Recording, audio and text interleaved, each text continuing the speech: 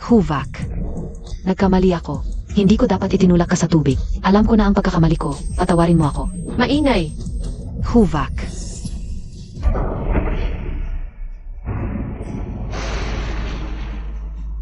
Jayang Yunxi, ipaghihiganti kita. Mamahinga ka na. Ako na ang bahala sa buhay mo. 3 buwan ang nakalipas. Ako ang punong tagapamahala ng Tianji, si Zixian. Inutusan ako ni Prinsipe Duan, si Xiao Shans. Pinapunta niya ako upang patayin ang prinsipe. Ngunit matapos ang pagpatay, para matiyak na walang problema. Nilason niya ako, ngunit ako ay muling nabuhay bilang ang prinsesa ng Zhenbei Wangfu, si King Yi. Jiang Yunxi. Sa pangalawang buhay ko, wawasakin ko ang plano ni Xiao Shan sa trono. Upang maghiganti. Bago magsimula ang plano, kailangan ko ng kakampi. Si Liu Xiu ang nagdulot sa iyo ng matagal na lagnat. Kagabi, ang kanyang pamilya ay pinatay. Ang mga katawan ay nakakatakot. Talagang balik ng karma. Kasalanan ko na zindak KBA? Doktor, kamusta ang kalagayan ng aming prinsesa? Prinsesa. Dumating na rin. Aking kakampi. Hindi ka pa nagtatago. Si Regent Prince Xiao Yingyi. Bakit siya nandito? Gusto mo bang mamatay? Hinahamon mo ba ang kanyang pangalan? Nabalitaan ko na pinatay ang prinsip. Ang pagpatay sa pamilya Liu, siya ang may gawa. Ano ang sinasabi mo, Tak? Huwag muna nating pag-usapan si Liu Xiang. Ang prinsip ay kanyang kapatid. Ano naman ang kapatid? Marami nang nangyaring pagpatay sa pagitan ng magkakapatid sa palasyo. Ang taong ito ay sangkot sa malaking kaso sa korte. Bagamat nahuli na. Bago malaman kung may kasabwat siya, lahat. Hindi maaring umalis dito. Paano ito mangyayari? Ang gamot ng aming prinsesa ay nasa kalan pa. Hindi pwedeng mantala. Prinsesa,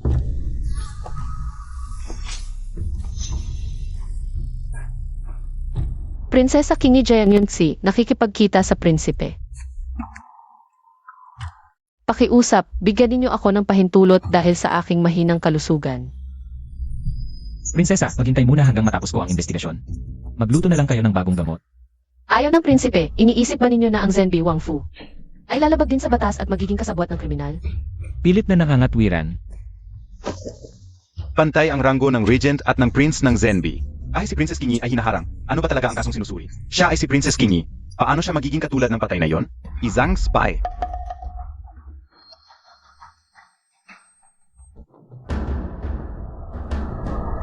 Ah, ganun pala.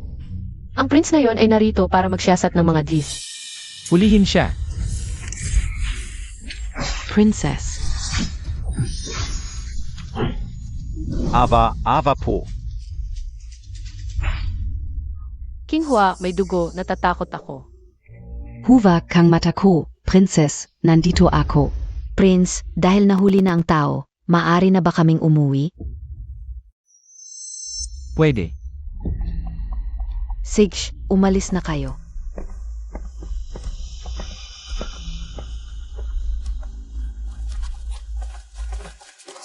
Tingnan mo ang tapang ng princess kanina sa pagtatanong sa iyo. Mukhang isa na namang mayabang na noble. Natakot siya dahil sa atin ngayon.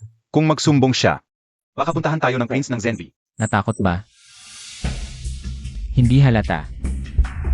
Bakit mo nasabi iyon, prince? Kanina nang patayin ko ang doktor.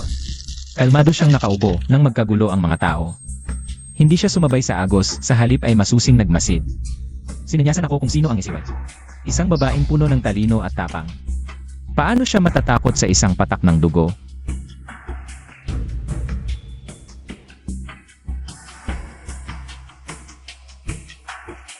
Siyasatin mo siya, hindi siya ordinaryo. Siege.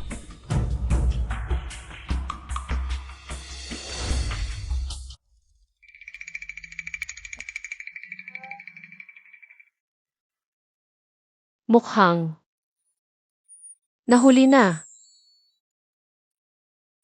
Ang tagal kong nagmasid, ang ganda lang ng princess ang nakita ko. Wala akong nakitang iba. Baka naman, may gusto sa kanya ang prince. Kaya ako pinadala rito. Sino daw ang may gusto sa aming miss? Zu Emperor. Princess. Tama ka talaga, may assassin ka. At galing pa sa bahay ng Regent. Dati akong number 1 na mandirigma sa kabisera. Kung hindi ko ito napansin, sayang ang buhay ko. Huwag patayin, ikulong sa bilangguan at sumulat ng liham. Ipadala sa bahay ng Regent sa aking pangalan. Kamakailan ay may 2 malalang kaso sa kabisera, may kinalaman daw siya. At siya pa ang inatasan ng emperor na magsiyasat. Ngayon pa siya tumutok sa atin. Baka gusto niya tayong gawing panakip butas. Hindi, sundin mo lang ang utos ko. Oo. Ang taong hindi tumutulong sa nasasakupan niya ay hindi karapat-dapat maging kaalyado ko. Xiao Jingyi, huwag mo akong bigin. Sa loob lamang ng kalahating araw. Nahuli niya si Shiju, hindi ganoon kadali yon.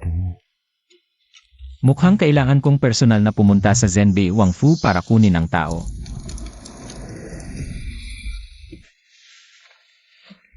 Wang Ye. Kahapon, nagmamadaling umalis ang Junzhu at naiwan ang hairpin. Personal kong ibinalik. Salamat, Wang Ye.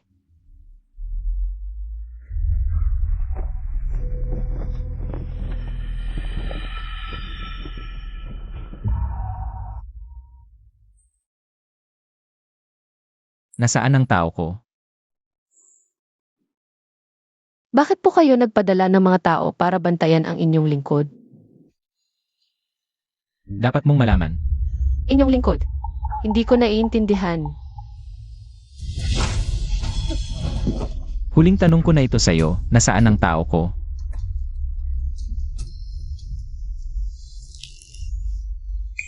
Buhay siya, nasa bilangguan. Si King Hua ay sanay sa martial arts. Siya ang humuli sa kanya. Alam kong tao mo siya. Inisip kong may malaking pagkakamali. Kaya't ikinulong ko siya sa bilangguan para hintayin kayo. Umiiyak agad sa takot, baka nagkamali ako ng hinala.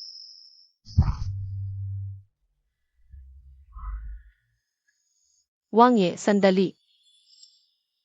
Pakiusap. Pakiusap, Wang Ye, maging mahabagin. Patawarin ninyo ang mga gwardya sa bilangguan.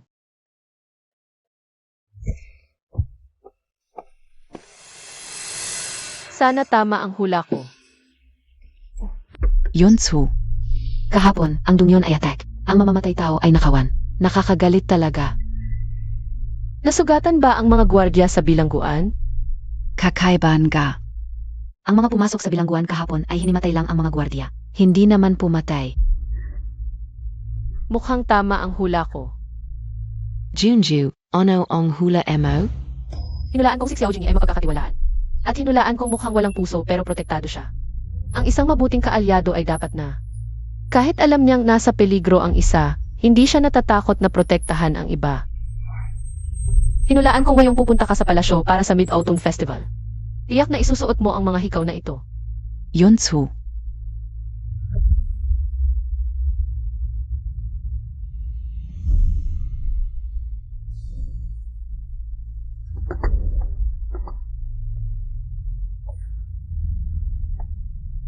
Pinsan, ang tagal nating hindi nagkita, ikaw.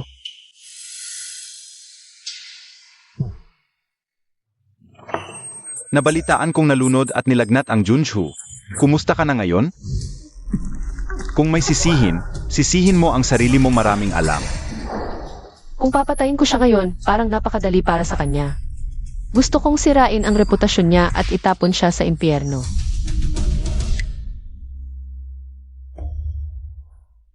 Salamat sa pagmamalasakit, Duan Wang, mas mabuti na po ako. Mabuti naman kung okay ka. Ang prinsip na hilagang kaharian ay may hawak ng kapangyarihan sa militar at siya lamang ang kanyang anak. Kung maaari kong siya ay pakasalan bilang aking asawa, hindi ako mag-alala tungkol sa pag-upo sa trono. Noong nakaraan, inutusan ko ang mga tao na itulak ka sa tubig. Hindi ko inaasahan na makakaligtas ka pa. Ngayon, hindi ako naniniwala na hindi kita matatalo. Ang inyong kamahalan, ang Reyna. Ang inyong lingkod ay natuto ng sining ng musika. Nais kong ipakita ang aking kakayahan. Upang magbigay ng kasiyahan, ang inyong kamahalan. Ang Kinger ay palaging magaling sa pagtugtog ng musika. Makinig tayo sa kanyang pagtugtog. Dalhin ang musika.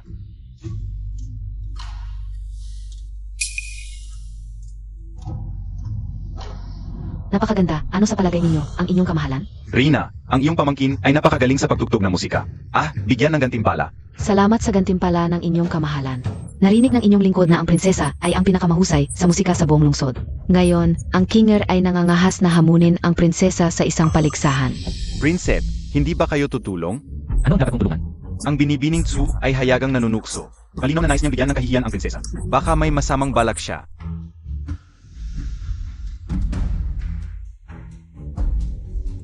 Sige na. Yan. Mabuti.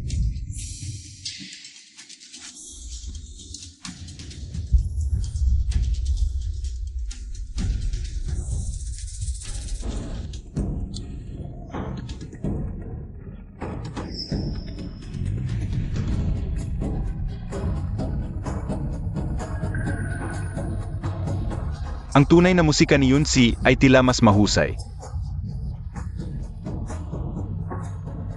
Akala ko ang prinsesa ay nagpapalakas lang ng loob. Hindi ko inaasahan na totoo ang kanyang sinabi.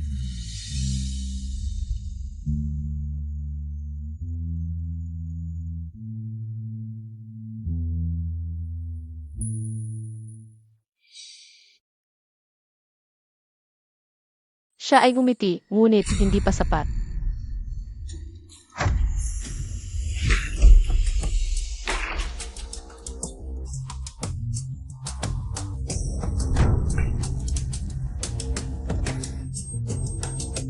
Nagkamali si Yongxi, patawarin po ninyo ang inyong kamahalan at ang reyna.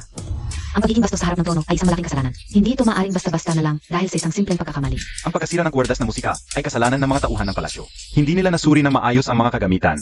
Ang prinsesa ay naapektuhan lamang. Maki, Tama na, isang maliit na pagkakamali lang. Yun, elf. Bumalik ka na sa iyong upuan. Salamat sa inyong kamahalan. pagkatapos ng Mid-Autumn Festival, si Zir ay magiging ganap na lalaki na. Ngunit wala pa siyang asawa. Ano sa palagay ninyo? Zir, ano ang iyong opinyon?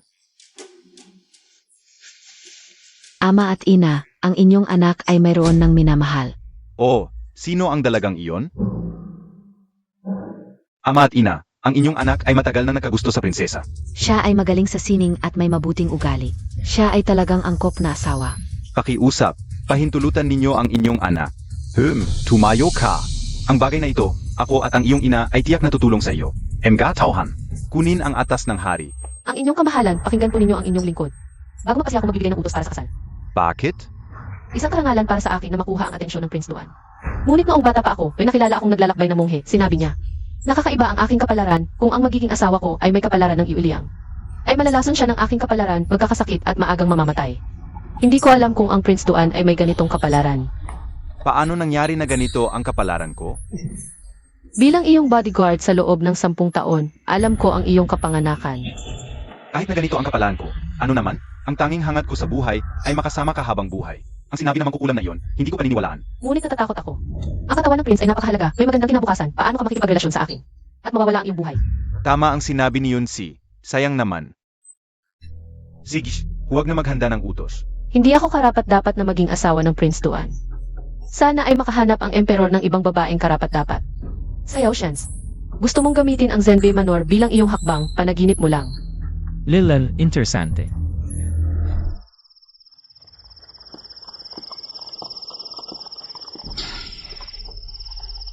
King Hua. Nasaan ka? King Hua, natatakot ako. Kung talagang natatakot ka sa dilim, matagal ka nang natigilan sa takot. Umakyat ka. Prince, hating gabi na. Mag-isa tayong lalaki at babae sa iisang silid. Hindi ito angkop. Ano, may lakas ng loob kang tumanggi sa kasal sa harap ng publiko. Pero wala kang lakas ng loob na sumakay sa karwahe ko. Iunat mo ang kamay mo.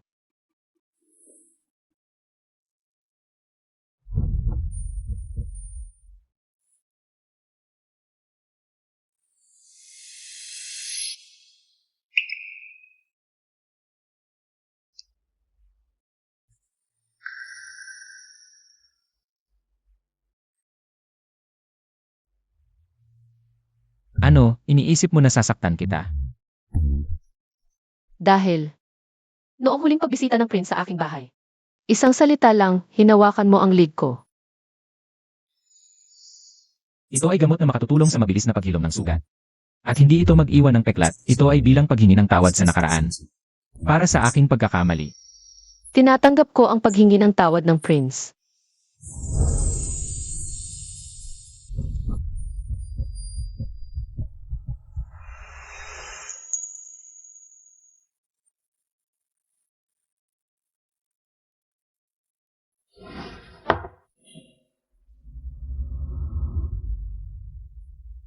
Masakit. Huwag kang gagalaw. Ang mga babae sa Zenbei Manor ay maselan. Malakas lang talaga ang kamay ng prince. Hindi pa ako naglalagay ng gamot sa iba, kaya medyo malakas ang kamay ko. Tiwala ka lang. Tapos na. Salamat prince, aalis na ako. Prinsesa.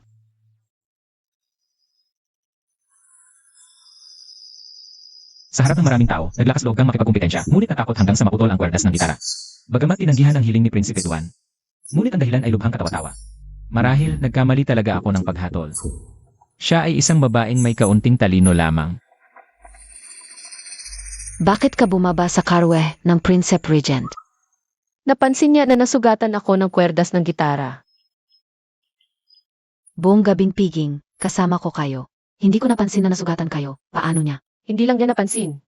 Pinasakay pa niya ako at binigyan ng pangunang lunas ang sugat ko. Ibig mong sabihin, ang Princep Regent mismo ang... Hindi pa sila kalayuan. Ang mga pagkukulang na pinamalas ko ngayon ay para tuluyang mawala ang kanyang pagdududa. Kapag nawala na ito, isang dahilan na lang ang kulang para mahikayat siyang makipag-alyansa sa akin. Isang dahilan na magpapagalit sa kanya kay Xiao Shans. Pinsan. Anong kakaibang kapalaran, sa tingin ko? Malinaw na sinadya ni Jiang Yunzi na ipahiya ka. Kung siya ay walang utang na loob, bakit mo siya kahabagan? Pagkatapos ng 2 araw ay ang pangangaso, noon. Dapat nating ituro sa kanya kung ano ang karangalan ng hari. Kung ayaw niyang pakasalan ako, hindi rin siya dapat makapag-asawa ng iba.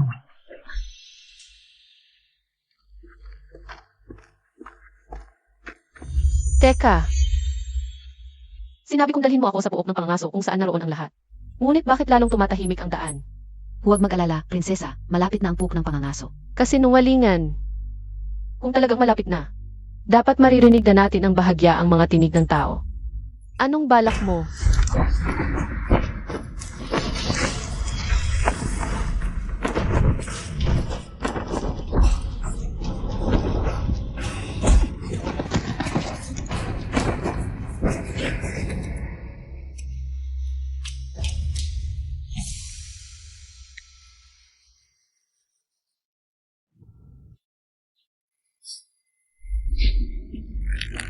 Karaniwang teknik ng Thousand Machine Scam. Si Xiao Shans ang nag-utos sa iyo. Ganun pa rin siya, walang hiya. Hindi lang ako gustong patayin. Gusto pa niyang isisi ito kay Xiao Jingyi. Hindi ko sasabihin. Huwag mong agad-agad nakagatin ang dila mo. May malaki ka pang silbi. Prinsip, ang mga sugat sa mga bangkay sa pagpatay sa pamilya Liu ay kapareho naman ang mga matay na sugat sa katawan ng dating prinsip. Parehong pamamaraan ng Thousand Machine Scam. Sa pag-aalis ng mga kalaban, si Xiao Shans ay talagang nagmamadali.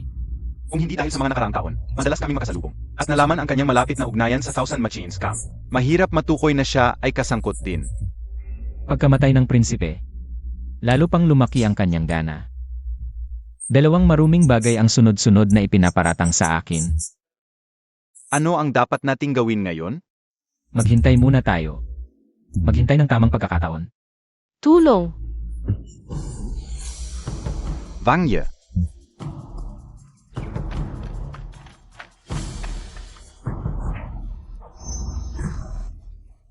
Bitawan mo ako. Tulong! Lord, siya ay isang mamamatayin.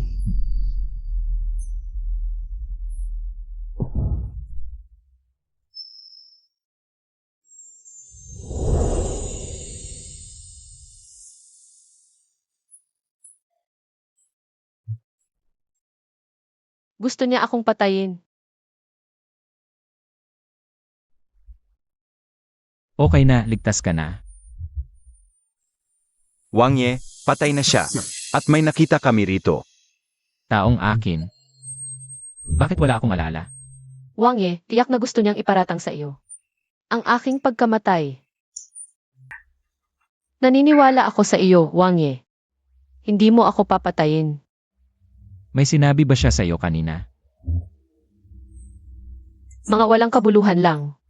Pero nung nagpupumiglas ako, nasira ko ang kanyang damit at may nakita akong tatoo sa kanyang dibdib. Wang Ye, miyembro siya ng Qianji Camp. Ah, ganun pala. Wang Ye, ano ang susunod nating gagawin?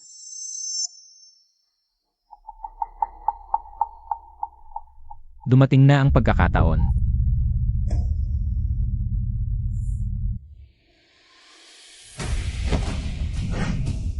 Aking kaalyado.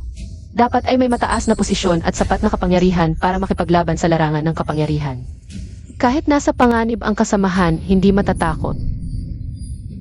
At mapoprotektahan ang lahat. May mahalagang bagay ako, Your Majesty. Ipahayak. At saka, dapat ay katulad ko, na may galit kay Xiao Shans. Ilang araw na ang nakalipas, pinatay ang Princess Qingyi. Ang nasa likod nito ay si Prince Duan. Mga walang kwenta. Hindi lang nabigo, nahuli pa ang ebidensya. Ang mamamatay tao ay banta kung ito ay hindi para sa tulong ng prinsipe. Ay tiyak na namatay na. Your Majesty, alam nating pareho na malinaw ang isip ni Zir. Tiyak na may malaking pagkakamali dito. Jingyi, buhay ang nakasalalay dito. Hindi ito biro. Mayroon ka bang konkretong ebidensya? Your Majesty, nitong mga nakaraang taon, mayroong isang tumataas na organisasyon ng papatay sa Beijing. Ang mga Assassins of Large and Small sa Capital of Thousand Machines. Ito ay tungkol sa organisasyon ilang buwan na ang nakaraan.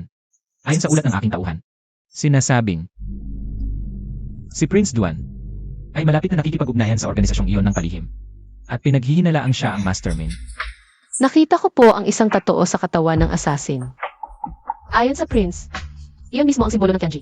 Kahit na ang assassin na ito ay mula sa Qianji, ngunit Uncle, nakita mo ba talagang nakikipag-ugnayan ako sa Qianji? Ang mga impormasyong dumarating sa akin ay hindi kailanman peke. Uncle, ang nakikita ay totoo, ang naririnig ay hindi. Sa panahon ngayon, ang mga tauhan ay nagsisinungaling ng madalian. Para lamang magustuhan ng kanilang superior. Prince Duan, may hinala ako, kailangan kong ipagutos na maghubad ang iyong alalay. Upang mapatunayan, Pinaghihinalaan mo pa rin ba na may kinalaman ako sa Qianji? Gusto mong malaman kung may tatuo ang aking alalay? kung naiintindihan mo, sundin mo na lang. Tama ang kanyang hinuha. Ang mga naglilingkod kay Xiao Chans ay lahat mula sa Qianji Camp. Maghubad sa harap ng lahat para patunayan ang sarili. Uncle, sobra na ang paghamak mo sa tao. Kailan naging responsibilidad ni Prince Duan ang dangal ng isang alila? Para alagaan ng ganito. O baka naman may dahilan kung bakit mo ito ginagawa.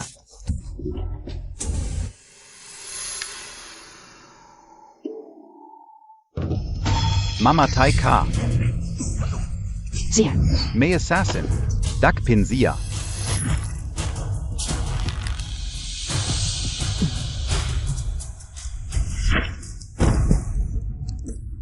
Mga hamak na alipors ng imperyo na nang-api sa mga ordinaryong tao. Kami ng Qianji. Hindi kayo patatawarin. Ilabas Zia. Hindi kami patatantanan. Ama. Hindi ko po talaga alam na siya ay miyembro ng Qianji. Your Majesty. kung si Zir ay may kinalaman sa Qianji, hindi sana niya halos mawala ang buhay kanina. Oo, Your Majesty. Oo, AMA. Tumigil kayong lahat. Zir, nagkamali ka ng pagkilala sa tao. Jingyi, kung alam mo nang may ganitong organisasyon, bakit hindi mo ito agad pinigilan at nagdulot ng maaming pangyayari? Ako ay labis na nabigo sa iyo. Patawarin po ninyo ang aking galit, Your Majesty. Ngayong malinaw na ang katotohanan, dapat na nating lipulin ang Qianji. Ito ay pagpapaliwanag kay Prince Zenbi at pagpapaliwanag din sa akin. Tinatanggap ko ang utos. Sa ilang salita lamang, napakadali nang nailigtas si Xiao Chans. Emperador, nagkakampihan. Disperse na kayo. Huwag kang mawalan ng pag-asa, pinsan. Naniniwala ako sa iyong kakayahan. Si Jiang Yunzi ay nakaligtas pa ngayon, pero sa susunod, hindi na siya magkakaroon ng swerte. Kung may susunod pa, baka ang mamatay ay ako.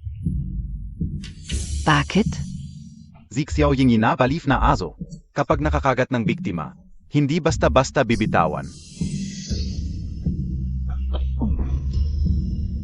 Kailangan kong maging maingat sa mga susunod na araw. Hindi niya ako mabiktima.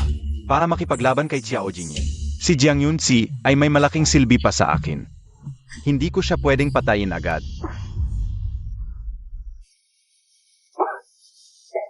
Prinsesa, ang init ng iyong noo. Baka may lagnat ka. Ang katawan ko ay masyadong mahina. Kahit konting paggamit ng lakas, nagkakaroon ng epekto sa akin. Pero, tama lang. Tatawagin ko ang doktor para sa iyo. Teka, tawagin mo ang Prinsipe Regent. Zia. Ay. Kung may lagnat siya, doktor ang kailangan. Hindi ako manggagamot. Nag-alala lang po ako sa kalagayan ng prinsesa. Hindi pa lubos na nawawala ang mga taga-Kianji. Kung kaya nilang magpanggap na mga babae, baka kaya rin nilang magpanggap na doktor. Sa ngayon, ang tanging taong mapagkakatiwalaan ko para sa prinsesa, Ay kayo lang. Bakit? dahil minsan ninyo na siyang iniligtas. Nagpapatalino ka sa akin.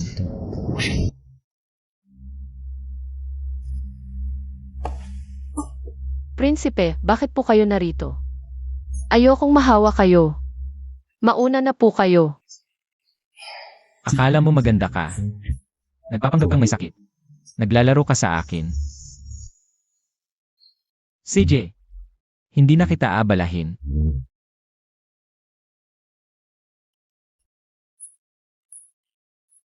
Jiang Yunzi, kailangan mong malampasan ang gabing ito. Kung hindi, baka maapektuhan ang reputasyon ng prinsipe.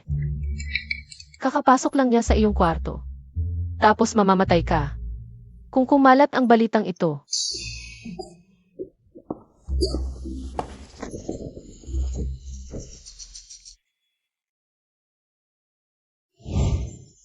Bakit hindi mo ipinatawag ang manggagamot? natatakot ako na baka siya ay tulad ng babaeng iyon, isa rin. Sa mga peking tagapagtanggol, Sinasabi ng lahat na ako ay mabagsik. At walang pili sa paraan, natatakot ka sa kanilang paghihiganti. Ngunit hindi sa akin. iniligtas mo ako, hindi mo gagawin iyon. Kung nais mo akong patayin, sige, patayin mo na ako. Mas gugustuhin kong mamatay kaysa maging tanga dahil sa apoy.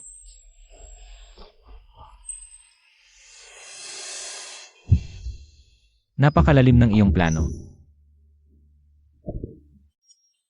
Aalis ka na ba?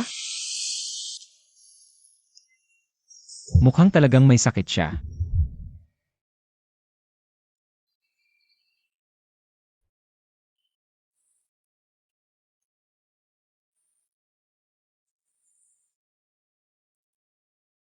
Kahapon ay nagkunwari lang siya, ngunit natulog talaga. Ginang, gising na po kayo.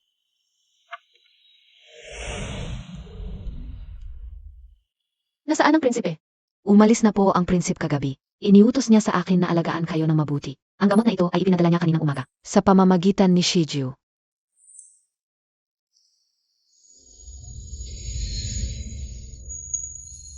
Kahit may mga pagkakamali, hindi naman ito walang epekto. Nabalitaan kong nagkaroon ka ng lagnat kagabi. Dumating ako para bisitahin ka. Nakita ko na po ang inyong kamahalan. Ang iyong lingkod ay nakita na ang inyong kamahalan, Prinsipe Duan. Ang iyong lingkod ay may karamdaman. At hindi makakapagbigay galang, patawarin mo po ako. Ako ang may kasalanan. Hindi ko nakilala ang tunay na pagkatao. Pinapasok ko ang mga terorista sa pangangaso, kaya't ikaw ay natakot. At nagkaroon ng lagnat. Labis po ang inyong pagsasalita. Huwag na tayong magsalita pa. Pasok ka. Ito ay mga piling gamot na espesyal kong hinana. Para sa iyong mabilis na paggaling. At ito naman, ay munting regalo ko.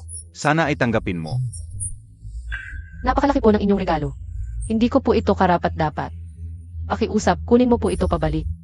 Kapag nagbigay ako ng regalo, hindi na ito binabawi.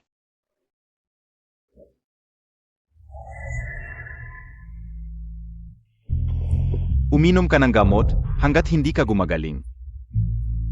Ang puso ka ay patuloy na masasaktan. Halika.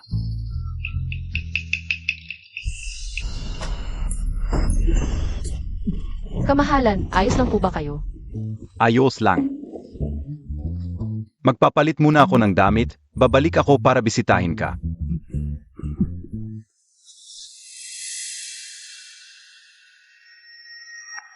Kung hindi mo pa rin binabawi ang paghingi ng aking kamay. Ang aking paghihiganti. Mula dito magsimula. Wow, si MS2, kahit babae, ang galing sa paghagis ng palaso. Nahihiya talaga ako sa sarili ko, nga. Sa lahat ng mga dalagang mayaman sa lungsod, si MS2 lang ang magaling sa parehong sining at palakasan. Kahit babae tayo, dapat din tayong mag-aral ng martial arts para lumakas ang katawan. Para hindi tulad ng iba, natakot lang ng konti, nagkasakit na. Ako ba ang tinutukoy mo, Jitsu? Pero sa paningin ko, ang galing mo sa paghagis ng palaso. Ayos lang. Ikaw na laging may sakit, hindi mo pa nga nahahawakan ang pana. Anong karapatan mo para sabihin yan? Meron ako. Kung hindi ka naniniwala, subukan natin. Walang kakayahan, sige subukan natin. Ang galing. Jiang Yun F. Kung susuko ka ngayon, hindi pa huli ang lahat. Jitsu, huwag mo akong alalahanin. Hindi lang siya nakatakip ng mata, 3 pana pa ang sabay na hinagis. Ang tapang, talaga bang napakagaling niya sa paghagis ng palaso? Ngayon kaulang narinig yan. Kung tatamaan mo ang target, okay lang, pero kung tawang matamaan.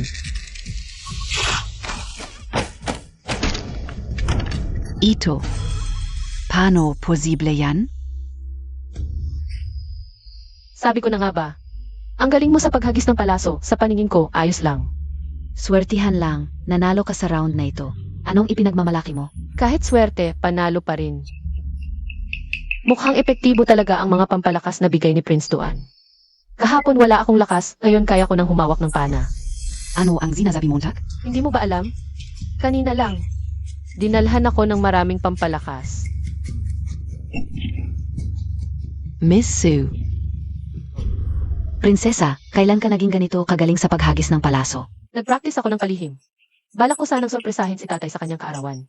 Pero na-provoke ako ni Xukinger kaya napilitan akong magpakita. Sa tingin ko, hindi si Prince Duan, kundi ang gamot na bigay ng prinsip ang nagpa-epekto. Lahat ng nangyari sa paligsahan. Sinadya niya lahat yan. Para lang galitin si Xukinger. Ginawa niya ito. Para pilitin siyang gumawa ng isang bagay. Prinsipe, dapat ba tayong makialam? Hanggat hindi tayo apektado. Manood na lang tayo sa malayo. Ang giling mo, Xiao Yingyi. Ang pumatay sa akin ay hindi na mahalaga. Pero pinakita pa nila ang katawan ko sa harap ng lungsod. Kuya. Ang pagkamatay ni Jiang Yunzi ay eksaktong gusto natin. Pero ikaw, dala mo pa ang mga regalo para bisitahin siya. Baka nagbago na naman ang isip mo at gusto mo siyang pakasalan. Ate. Huwag kang mag-alala, ginagawa ko lang ito para sa ibang tao. Nagloloko ka na naman. Para sa akin, ito ay para lang sa kapangyarihan ng Prince ng North. Ate, kakapirma ko lang ng kasunduan para pakasalan siya. Tapos bigla siyang magkakasakit at iwan ko siya. Hindi ba't magiging kakaiba ito sa paningin ng iba? Huwag kang mag-alala. Sa akin, ang posisyon ng pangunahing asawa ay para lang sa iyo. Kahit natutuo ang sinasabi niya, si Jiang Yunzi ay isang banta pa rin para sa akin. Kailangan siyang alisin. Pagkatapos nito, bibigyan kita ng 100 tile. MS, Xu, Ito. Ano pia ang inisip mo, Jack? Iyan ang nag-isang anak ng Prince ng North. Kung malaman niya, Mawawala ang buhay ko. Ang pagkawala ng puri ng isang babae ay isang malaking kahihiyan. Kung matalino siya, hindi niya ito ipagkakalat. Baka tanggapin na lang niya ang kapalaran. At hihingi sa kanyang ama na maging manugang ka ng Prince ng North. Talaga? Pinapagsindi ko na ng pampagana ang kanyang kwarto. Ang malaking kayamanan. Dapat mong samantalahin. Talagang ikaw ang aking pinsan. Palaging nagdududa at naiinggit. At walang awa. Hahayaan mo ba siyang magpatuloy? Hayaan muna. At sa kahulihin, Ano ang ibig mong sabihin? kung bigla akong lilitaw sa panahon ng panganib at ililigtas si Jiang Yunzi, paano siya hindi magkakagusto sa akin? Matalino ka talaga. Kung ako At si Jiang Yunsi ay parehong mahulog sa bitag ni Zukinger. Ang prinsesa ay walang choice kundi sumunod sa iyo. Ha ha ha ha ha ha.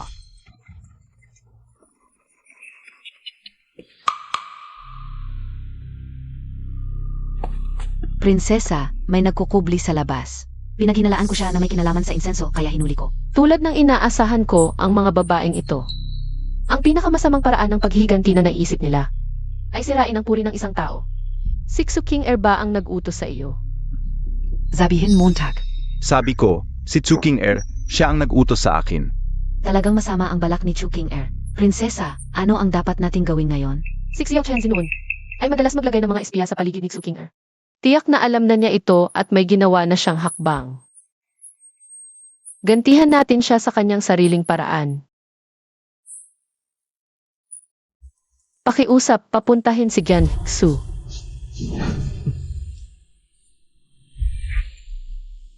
Jiang Yun Elf. Kaya tayo Remo man. Ikaw pa rin ang magiging asawa ko.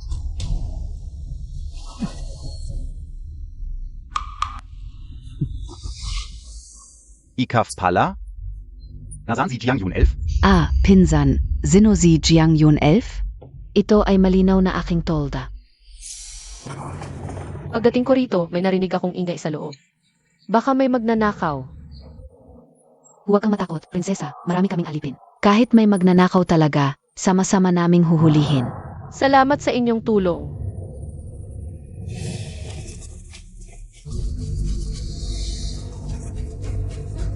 Bumaba ka na agad, AMA.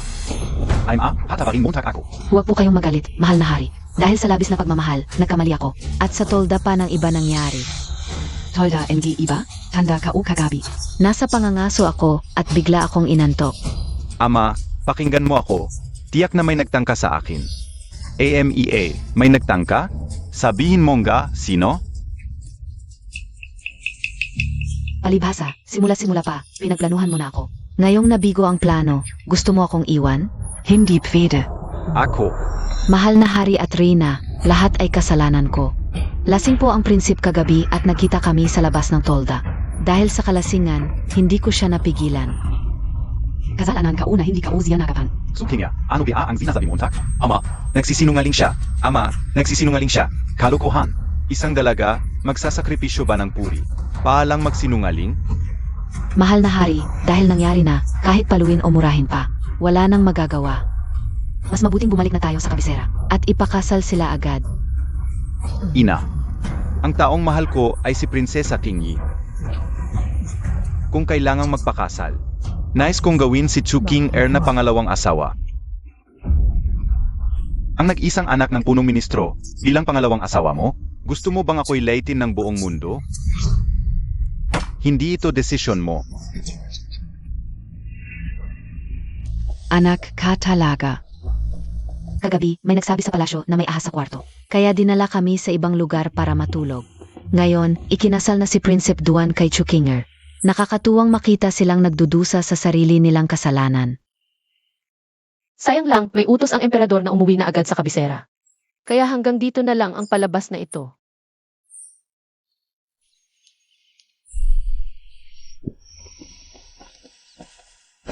Nako, miss.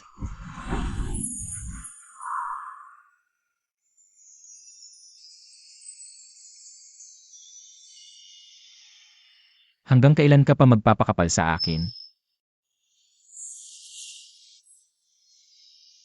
Hindi ko sinasadyang bastusin ang inyong kamahalan. Pero kagabi, sobrang natakot talaga ako. Hindi pa ako makabawi sa takot. Kaya nahulog ako sa pag-iisip.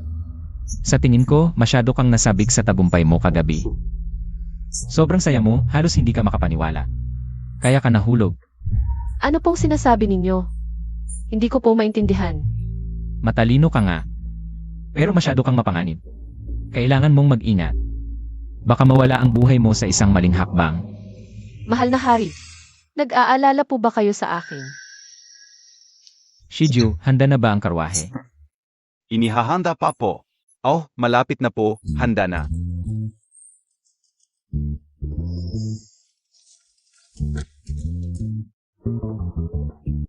Prinsesa, nang tanggihan ninyo si Prinsipe Duan, may iba po ba kayong gusto? Gusto ko ang regent. Sa ugali ng regent. Natatakot ako na masasayang lang ang pagmamahal ninyo. Siya. May nararamdaman sa akin, pero hindi pa sapat ang pag-ibig niya. Hindi pa sapat para magamit ko. Bakit may nagpapaputok ngayon sa kabisera? Ang pamilya Chu. Bukas pa ang kasal ng anak nilang babae kay Prinsipe Rui. Ngayon pa lang naghahanda na sila, ang desperate naman. Basta may mapapanood tayong maganda, okay na. Kuya. Nayinip na ako sa paghihintay bukas para ikasal sa iyo. Kaya ngayong gabi, dumating na ako. Alam niyang may mga mata ako sa paligid. Kaya sinadya niyang magkalat ng tsismis para ako'y magkamali. Masamang babae ka. 20 taon kong pinaghandaan ang posisyon bilang prinsesa Duan. Hindi ko hahayaang masayang lang. At mapunta kay Jiang Yunsi. Gusto mong maging prinsesa. Hindi mo ba tiningnan ang sarili mo? Mula sa mukha hanggang sa pinagmulan, saan ka hihigi sa kanya? Saan? Akala mo nakuha mo ang kanyang katawan. Makukuha mo na ang kanyang puso. Hahaha. Pangarap na walang katotohanan. Ano? Noong gabi na nagkasakit si Jiang Yunsi, pumunta si Xiao Jingyi sa kanyang tolda. Kuya, kahit pisilin mo ako, hindi mo mababago ang katotohanan na gusto niya ang prinsipe.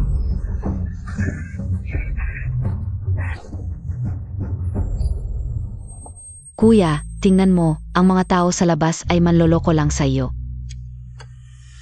Tayo lang ang bagay. Wala akong pakialam kung kanino siya interesado. Ang mahalaga sa akin. Ay ang kapangyarihan ng militar ni Zhen Biwang. Kaya. Hindi ka talaga makakapantay kay Jiang Yunsi. Emgata. Gusto mo akong patayin para sa kanya ang posisyon ng prinsesa. Ang babaeng Tsu, si Tsu Kinger. Malapit na ang kasal. Biglang nagkasakit at namatay sa kanyang silid. Nakakalungkot, nakakalungkot. Kuya, hindi mo kami pwedeng pabayaan, pamilya tayo.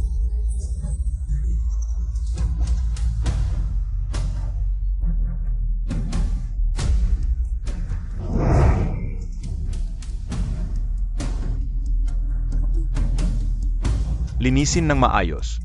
Uunga, kayo. Tulungan niyo ako sa isang bagay.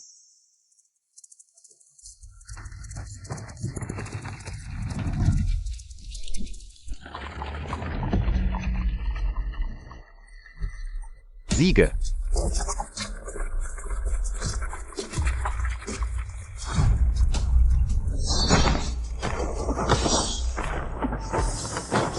Sino?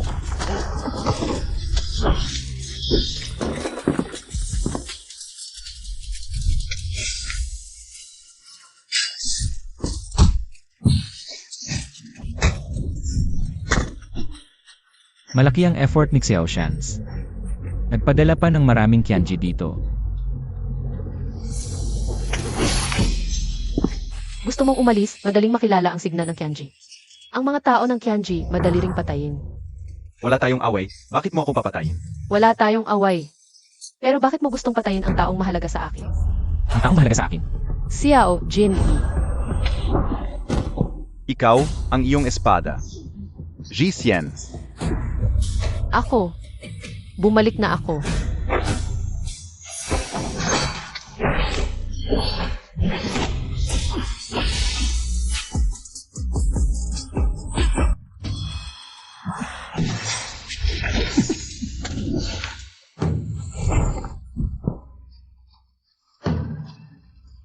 Sino ka?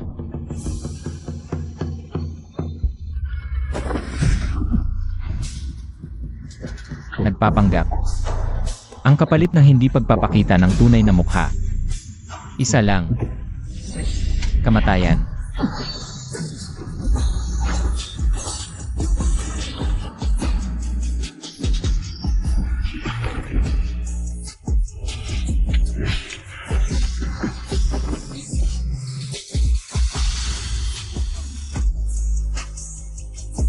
Kahit na ako ang nagligtas sa iyo, walang utang na loob ka. Prinsipe. Okay lang. Ang kanyang anino. Parang nakita ko na siya dati. Tingnan mo ang hiwa ng kanyang patalim. Kahawig ng 1,000 machines war technique. Pero may kaibahan din, pang pinaganda pa. Malamang ang pagpatay sa prinsipe at ang pagmasakar sa pamilya Liu. Siya ang gumawa. Isang babae, pumatay siya sa taong ito para labanan ang 1,000 machine. Ang galing ng taong ito. Malamang puno ng ambisyon.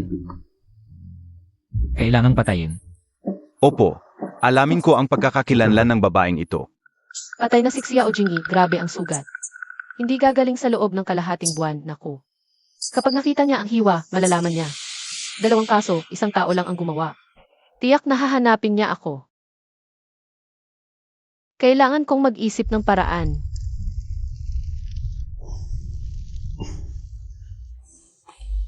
Prinz Melid Nakami, Pero. Sabihin mo, Mai Kinal Aman si Princess Kingyi. isang dalagang nasa bahay lang, paano siya magkakamali? Sabi ng tiktik, wala si Princess Kinyi sa palasyo kaninang umaga. Kasabay ng oras na tinangka kayo. Bukod dito, siya lamang ang sa buong kabisera. Nakahawig ng babaeng nakaputi.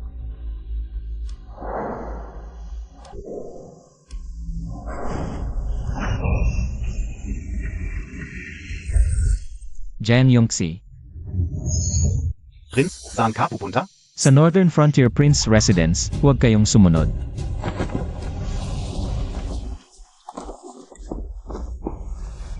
Prince, bakit ka na parito? Hindi ko alam. Marunong pala si Princess ng swordplay. Talaga palang talented ako sa paningin ni Prince. Ilang galaw lang, swordplay na sa paningin mo. Kaninang umaga, nasa bahay ka lang ba? Hindi po. Saan ka pumunta? Pumunta po ako sa Divine Armory. Ikaw, isang babae. Anong ginagawa mo sa armory? Kalahating buwan na ang nakalipas, pumunta ako sa Divine Armory. Para mag-order ng sword bilang birthday gift para kay Father, Prince. Bakit mo po ako tinatanong nito? Prince, anong ginagawa mo? Huwag kang gagalaw. Walang internal energy. Mali na naman ba ang hinala ko? Bilang top assassin, madaling itago ang internal energy. Prince, ang sakit, nasaktan mo ako. Ang daming dugo. Prince, nasugatan ka po. May mga problema akong naranasan. Walang problema. May gamot po ako sa loob ng bahay. Sakto, tingnan natin ang kanyang kwarto, baka may iba pang clue.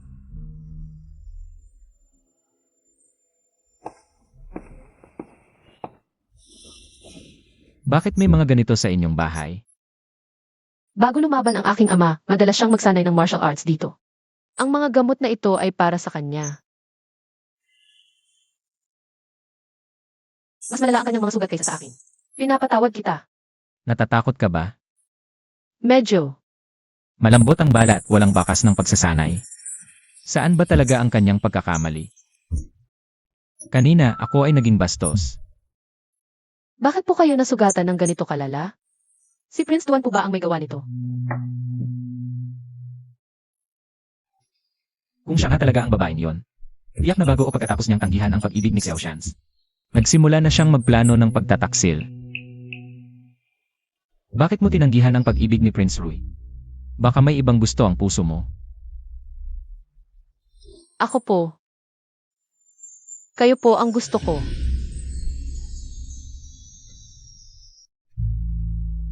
Ang biglaang pagkamatay ni Xukinger ay hindi aksidente. Prince Duan. Mukhang hindi siya titigil hanggat hindi niya ako napapahamak ang mundo. Tanging kayo lang po ang makakaligtas sa akin. Ganun ba, gusto mong tulungan kita? Ang pagbebenda lang sa aking sugat. Hindi sapat. Paano kung ang kapangyarihan ng aking ama ang gusto niya? Tiyak na hindi mo rin tatanggihan. Ang mga sinabi ko sa'yo, wala kang naintindihan. Ang mga sinabi ko, hindi mo rin narinig, mas gugustuhin kong mamatay kaysa maging tanga. Lalo na, ang tangang pinaglalaruan ng iba. Ano sa palagay ninyo, Prince? Pag-usapan natin mamaya.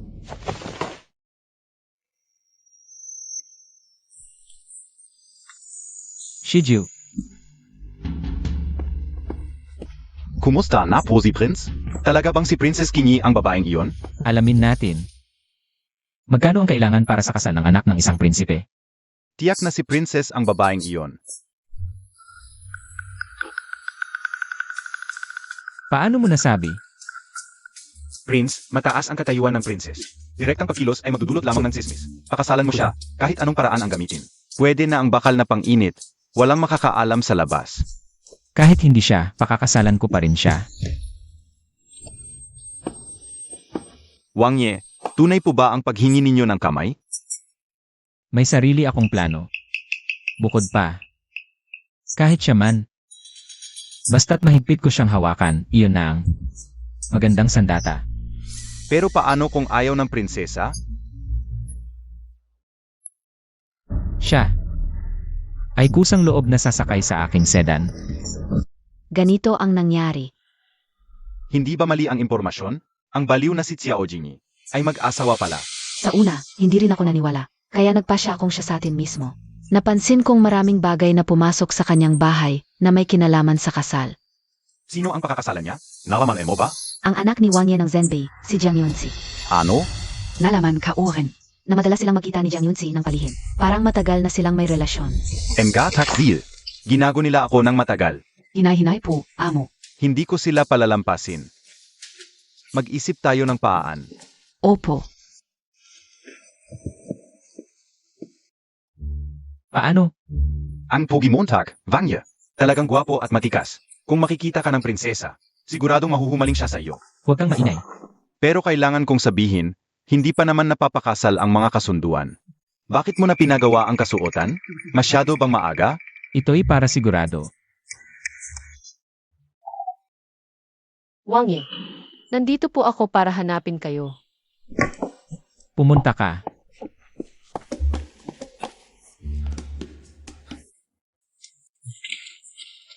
Prinsesa, Shiju. Nasaan si Wang Ye? Nandito ako.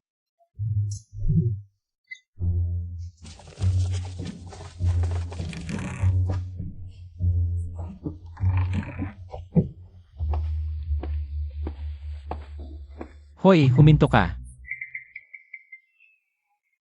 Huwag kang lalapit. Bakit? Medyo may sakit ako, hindi ako makikipag-usap. Kaya pala nakita ko ang mga alilana ng huli ng gansa sa daan. Kaya pala, umayag siyang makipagsabuatan sa akin. Ngayon, sayang naman.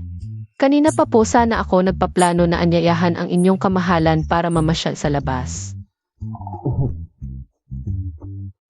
Sa ibang araw na lang.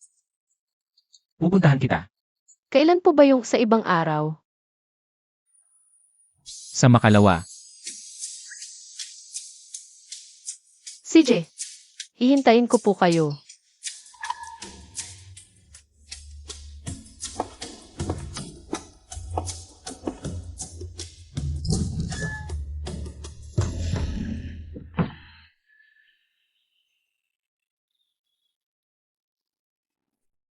Kinghua, maganda ba itong suot kong damit? Hindi ba nagmukhang malakit ang blusyon ko? Maganda, hindi naman. Prinsesa, itong dalawang tanong. 10 bises mo nang itinanong. Natatakot lang ako, baka nakakatakot itsura ko, matakot siya at tumakbo. Eh di wala rin, sayang lang lahat ng effort ko.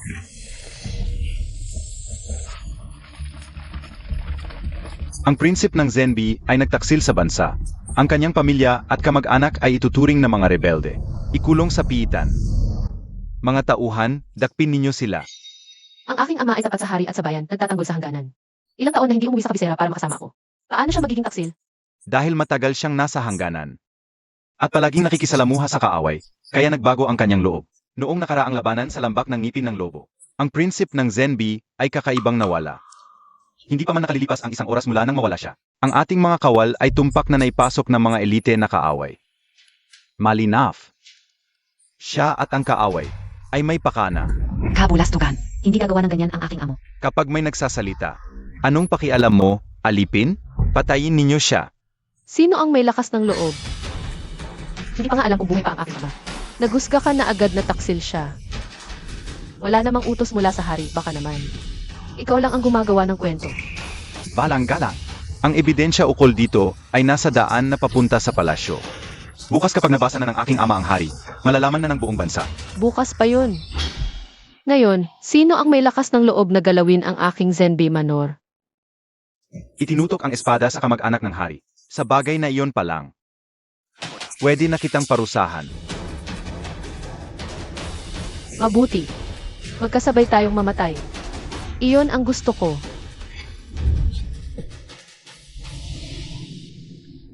Ikaf.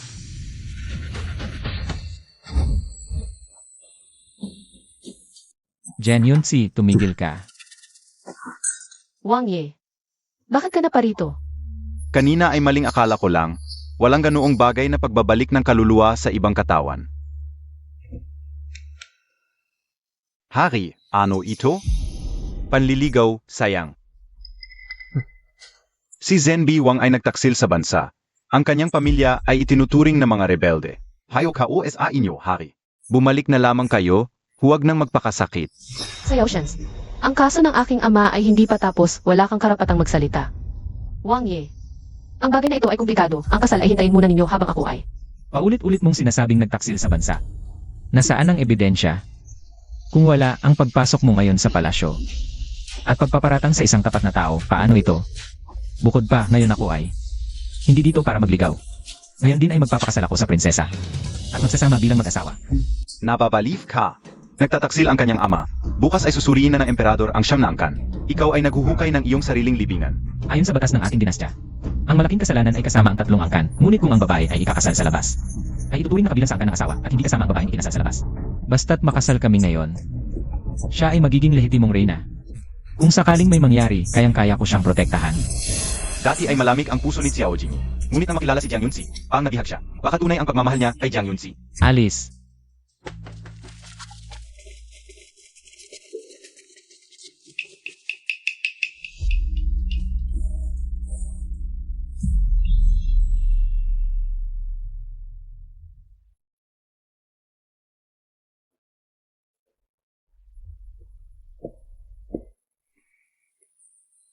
Rina, naghihintay na ang Wang Ye sa bulwagan. Kung patagalin pa ang kasal, Baka may mangyaring hindi inaasahan. Dapat nang magsimula.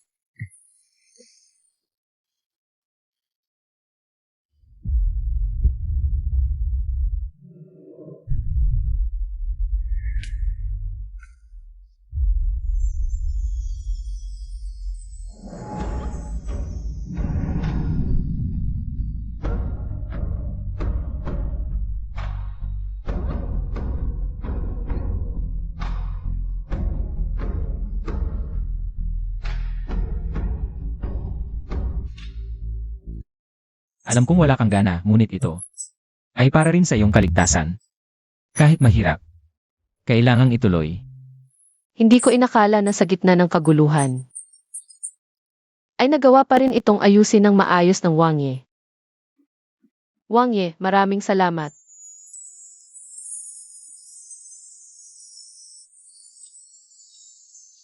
dumating na ang tamang oras. Unang yukod sa langit at lupa. Ikalawang yukod sa mga magulang.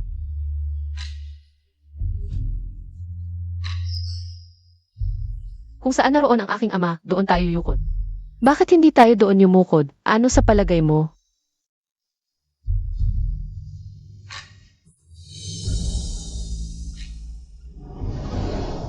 Pagyukod na mag-asawa sa isa't isa. Tapos na ang seremonya, dalhin na sa silid tulugan.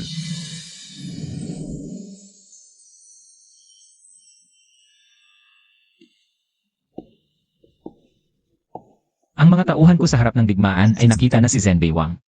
Wala siyang malubhang sugat, itinago na siya sa isang lihim na lugar. Maaari kang maging panatag. Buti na lang, Jiang Yunzi. Hindi kita pinabayaan ang usapin ng pakikipagsabuatan sa kaaway. May taksil sa kanyang hukbo, ang tinatawag na pakikipagsabuatan sa kaaway at pagtataksil sa bansa. Isang malaking pagkakamali lamang ito sa umagang pagpupulong bukas.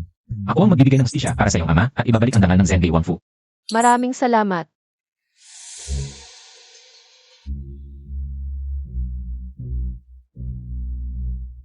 Jen Yunzi. Ang pangakong ginawa ko sa iyo natupad na. Ngayon,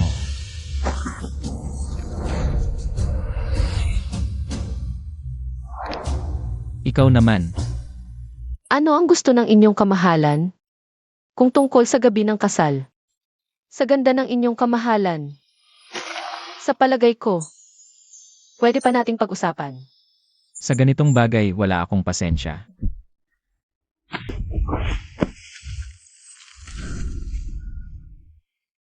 Ang kasunduan sa kasal ay isang alyansa.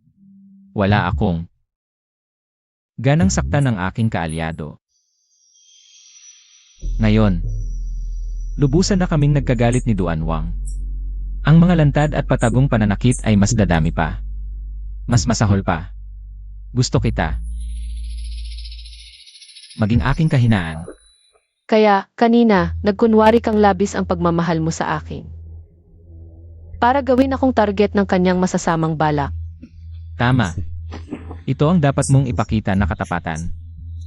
Kung ako ang lantad na kahinaan. Nasaan naman ang tunay na kahinaan ng inyong kamahalan? Hindi mo dapat itanong iyan. Hating gabi na. Oras na para matulog.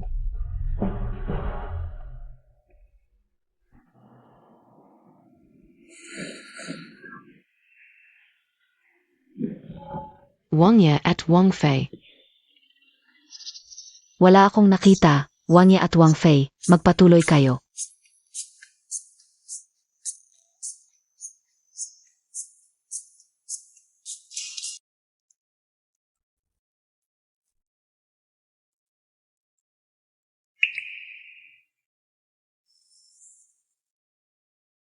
Wang Ye, bakit hindi mo ako ginising?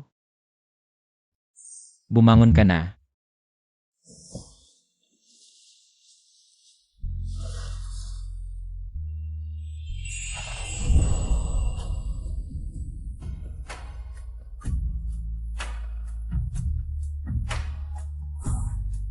Wang Ye, ngayon ang unang araw ng ating pagsasabuatan. Naway magtagumpay ang inyong kamahalan.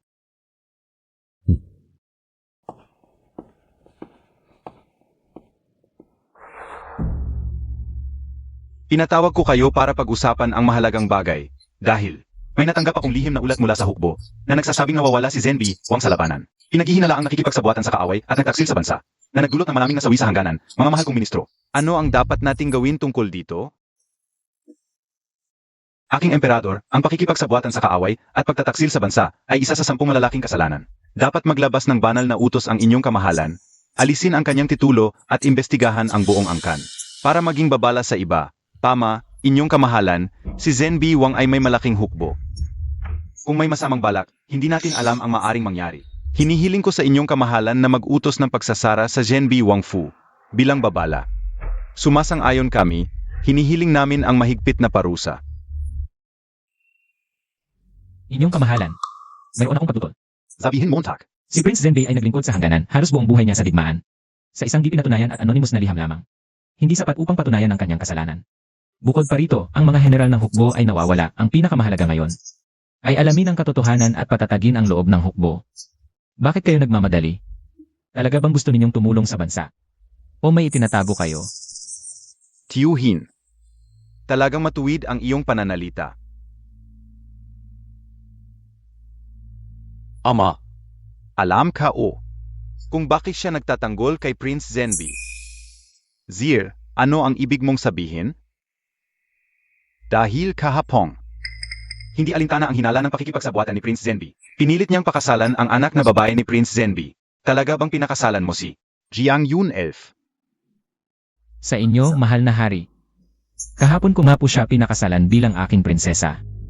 Ang pag-asawa ng pamilyang Maharlika ay malaking bagay. Ang ginawa mo ay sobra na. Mahal na hari, si Jiang Yunsi ang aking minimiti. At siya ang aking tunay na pag-ibig. Ano ang masama sa pagpapakasal sa taong mahal mo? Kalokohan. Alam mo ba ang ginagawa mo? Kung sakaling si Prince Zenbi ay talagang traitor, ang ginawa mo ay pagtatakip sa anak ng isang kriminal. Dinungisan mo ang dangal na Maharlika. Mahal na hari, nalaman ko na. Ang pagtataksil ni Prince Zenbei ay dahil sa isang taksil sa hukbo. At ang tinatawag na pagtataksil ay isang malisyosong paninirang puri. Ama, ito ay kanyang salita lamang, hindi dapat paniwalaan. Tama po, mahal na hari. Salita lamang ito, hindi dapat paniwalaan. Jingy, mayroon ka bang ebidensya? Kung ako ay nagsalita sa harap ng trono, ay mayroon akong matibay na ebidensya. Ang taksil. Ay aking personal na hinuli.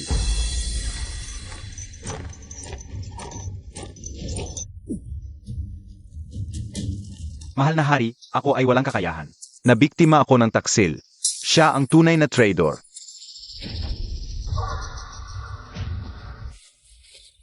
Mahal na hari, ito ang liham ng taksil. May saksi at ebidensya.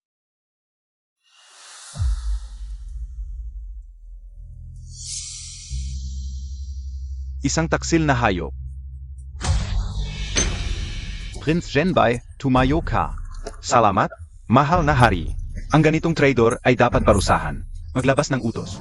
Simulan gayon. Mahigpit na imbestigahan ang mga taksil sa hukbo. Bigyan ng marangal na libing ang mga nasawi sa labanan. Mabuti po ang aming emperador. Ama, Elfea.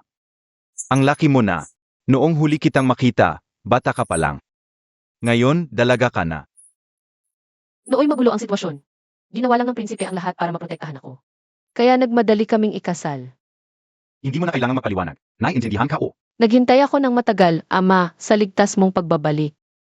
Naghirap ka, Ama.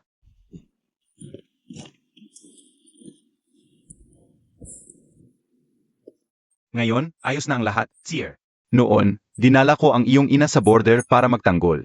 Iwan ka naming mag-isa sa kabisera. Nang tayo'y maghiwalay.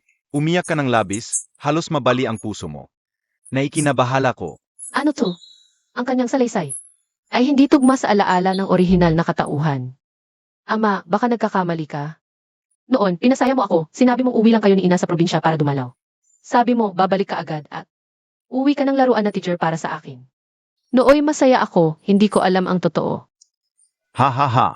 Nagkamali ang iyong ama, nakalimutan ko na. Buti na lang may buong alaala ako ng orihinal na katauhan. Kung hindi, sa talino ng prinsipe ng North, tiyak na mahuhuli ako. Pero, ayaw ko sana mapasok ka sa palasyo. Hindi magandang lugar yon. Ama, ano ang ibig mong sabihin? Halimbawa, si Noble Consortlan, mula sa kilalang angkan, kasintahan ng emperador noong bata pa. Naging paborito sa palasyo, puno ng karangyaan. Pero sa huli, namatay sa panganganak, 2 buhay ang nawala. Hanggang ngayon, hindi malalaman kung aksidente o panggagago. Mabuti sa akin ang prinsipe. Naniniwala ako, kayang protektahan niya ako. Ang puso ng lalaki ang pinakamadaling magbago. Huwag basta maniwala. Kung gusto mong makasama siya habang buhay, kailangan mo ng ibang bagay. Anong bagay? Pumunta sa Crane Hall, doon mo makikita ang iyong sandigan. Bukas ay kaarawan ng emperador, kailangan nating pumunta sa palasyo. Ingnan mo, ang ganda ng hawakan ng Seer na ito. Ang ganda ng kulay ng jede, napakalambing, at itong perlas. Sakto ang pagkakalagay, paang cherry sa ibabaw ng keke. Salamat sa papuri, ama. Ang swerte naman. Ako at ang kuya ko. Ingnan, nakainom lang ng kaunti, nagkamali ng salita. Huwag po kayong magalit, uncle. Pareho ang aming regalo. Talagang magkasundo kami ni tiyuhin.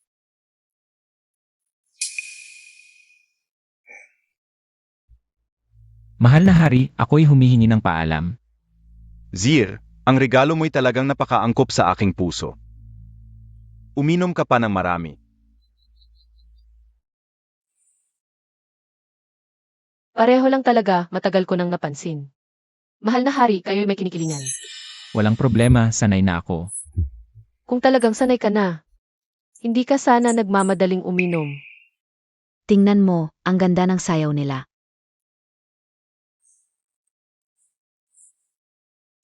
Wang Ye. Medyo nahihilo ako sa alak. Gusto kong lumabas para humangin. Engan. Mag-inat ka. Gusto kong maglakad-lakad mag-isa, kung may magtanong. Sabihin mo lang na nagpalit ako ng damit. Opo.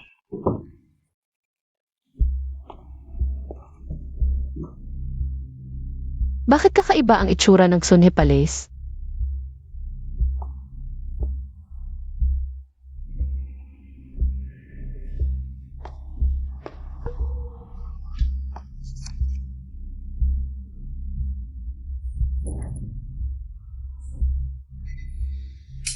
Dragon Saliva Herb. Malakas ang epekto ng gamot na ito, nakakapagpabalik ng lakas sa maikling panahon. Karaniwang ginagamit sa mga sitwasyong pangunahing buhay ang nakataya.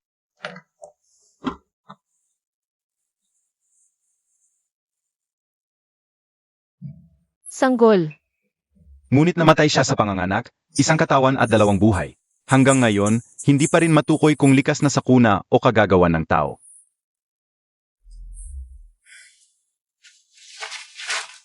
Ito nga ang tirahan ni Concubine Lan pero...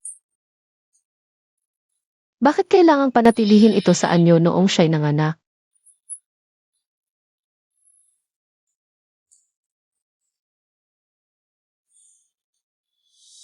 Jingy. Kung gayon ang kanyang pagkakakilanlan. Paano ka napunta rito? Sino ang nagsabi sa'yo tungkol dito? Ikaw ang anak ni Concubine Lan. Sa iyong reaksyon, matagal mo nang alam ito.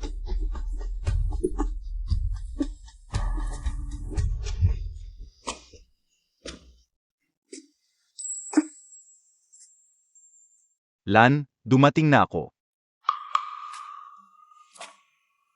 Pagkamatay mo, ang mga gamit sa palasyong ito. Hindi ko na ginagalaw.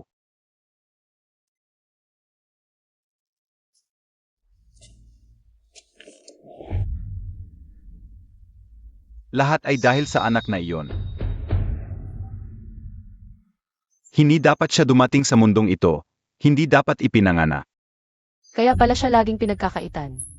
Yamang ang lahat ng puot ng emperador. Ay inilipat sa kanya. Dapat noon ko pa siya pinatay. Ang matandang babaeng iyon na si Dowager, noong nabubuhay pa, nagsasabi ng kahit ang tigri hindi kumakain ng anak. Naglakas loob pa siyang makipagsabuatan sa Imperial Astronomer para pikiin ang mga dokumento. At itala siya sa pangalan ng dating emperador. Talagang. Kakatva. Mahal na hari, naghihintay po kayo ng Rina.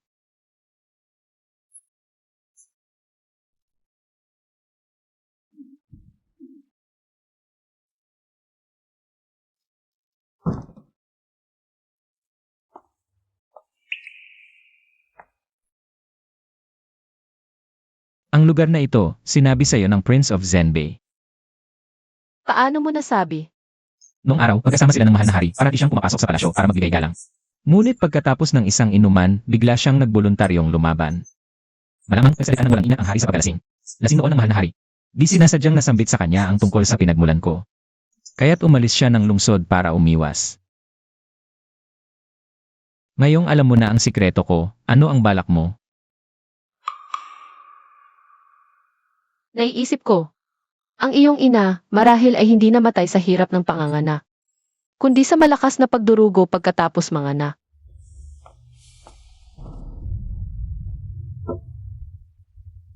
Ang herbs na to, mabisa para pigilan ang pagdurugo. Ngunit malinis ang gilid ng mangkok, kita ang mga tira ng gamot. Ibig sabihin, hindi ito nainom. Baka nagmamadali ang mga alila, kaya hindi naabutan ng ina mo. Sa palasyo, kailangang maging maingat. Kahit patay na. Kapag hindi na ipainom ang gamot, masasabing walang sinseridad sa paggawa ng trabaho. Maaaring ikamatay pa yan. Tama na. Kung bakit hindi na ipasok ang gamot na ito. Iisa lang ang dahilan. May pumigil sa pagpapainom nito.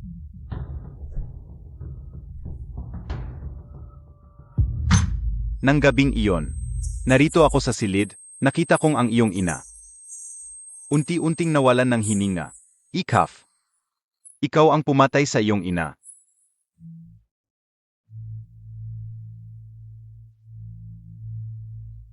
Niloko niya ako. Ano ng hirap ng panganganak? Ano ng anak na sumpein? Siya mismo ang pumutol sa buhay ng aking ina at pinapaniwala ako na ako ang dahilan ng pagkamatay niya. Gusto niyang pagsisihan ko. Ginawa niya akong batuhan sa pagpapatalas ng kanyang patalim sa loob ng maraming taon. Kaya, ang iyong punto de debilidad ay si Consort Lan ba?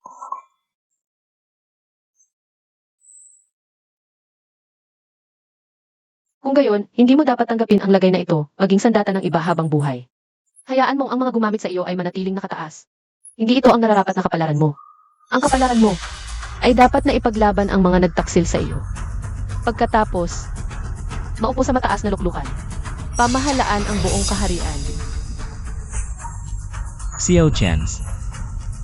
Ikaw na lang ang unang puputulin. Mahal na prinsipe, ano po ang kailangan ninyo? Shaiju. Pupunta ka mismo sa Hezhou.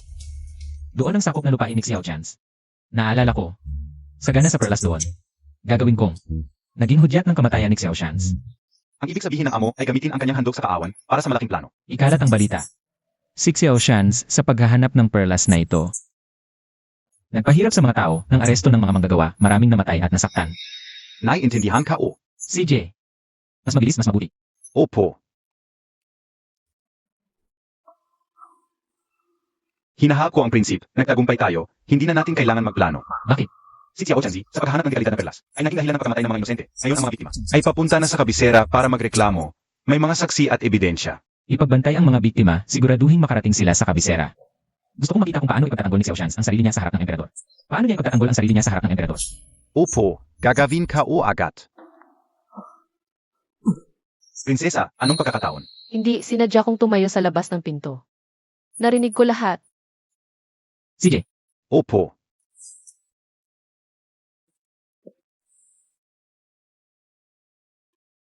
Bilang kaalyado, gusto ko ring makatulong sa bagay na ito. Sabihin mo. Ang tubig ay nakakapagpalutang ng bangka, ngunit maaari rin itong magpabagsak nito. Ang plano mo ay makakasakit sa kanya. Ngunit sa tingin ko, may mas magandang paraan para dito.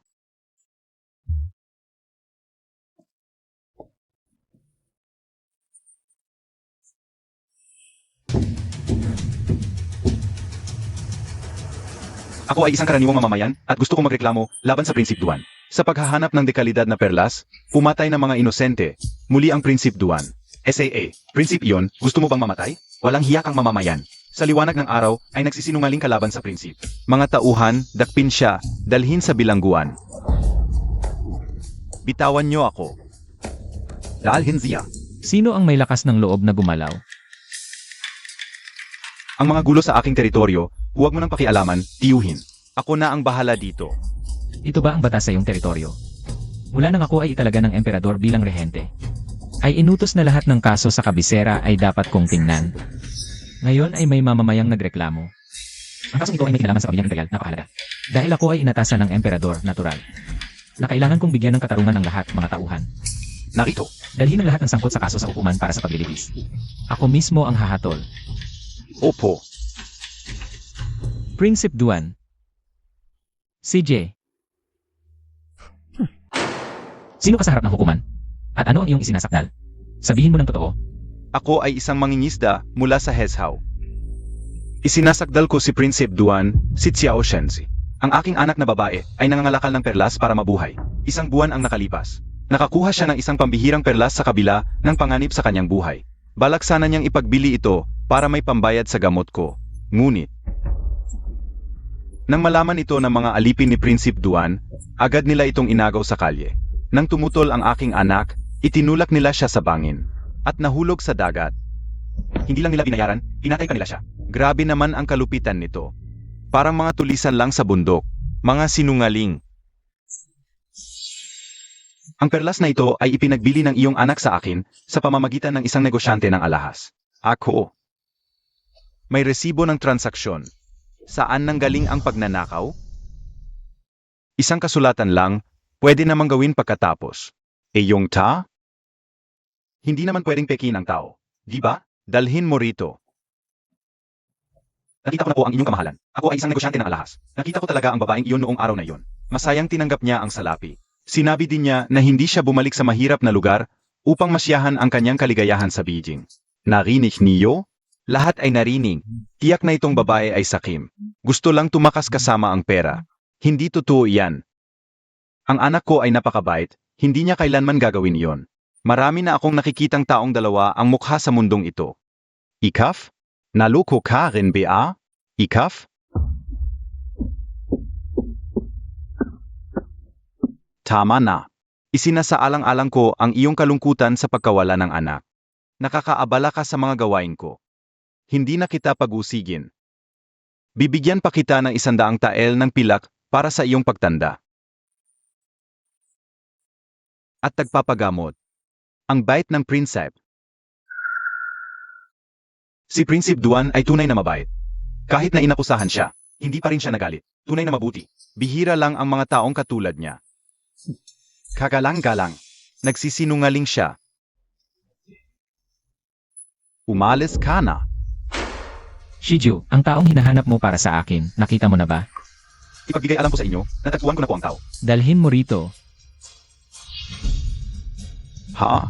Ikaf? Tio Cabello Milto? Hindi pwede. Nakita kong nahulog ka. Hindi pwede nabuhay KPA. Napakataas ng bangin. Hindi pwede nabuhay KPA. Kung namatay ako, hindi ba't parang pinabayaan ko lang ang mga tulad ninyong masasamang tao? Nabubuhay sa mundo ng walang pakundangan. Hari, siwanga po. At ang mga tauhan ng Duanwang Residence, nang hindi makuha ang gusto, Ay tinulak ako sa bangin, ngunit may awa ang langit. Ako'y iniligtas ng mga mangingisda, kaya ngayon. ngayon, ako'y nakarating upang ibunyag ang inyong mga krimeng higit pa sa hayop. Mga kasinungalingan. Gino, ako'y inosente. Ganito pala ang katotohanan, parusahan.